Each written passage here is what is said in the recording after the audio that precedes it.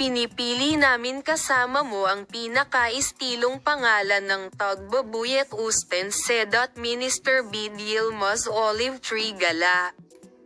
Ang premiere ng Olive Tree, na lalabas sa harap ng audience kasama ang 2 season nito sa ika-11 ng Hulyo, ay naganap ngayong gabi, at gusto naming piliin ang pinaka-istilong pangalan ng premiere kasama mo.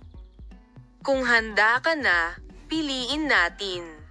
Kung matatandaan mo, ang serye sa Netflix na Olive Tree, na pinagbibidahan ni Tagbabuyat Usten, Seda Bacan at Bebek Yilmaz, ay isa sa mga produksyon na nakatanggap ng buong marka mula sa madla sa unang season nito. Ang second season ng serye, na nagsasabi sa kwento ng 3 magkaibigan na nagngangalang Ada, Leila at Sevga at ang kanilang paghaharap sa nakaraan, ay nagbibilang ng mga araw hanggang sa matugunan nito ang mga manunood.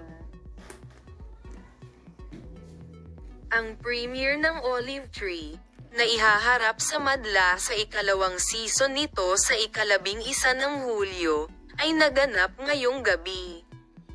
Siyempre, pinalitan niya si Galata ng lahat ng kanyang kakisigan sa mga nangungunang tungkulin.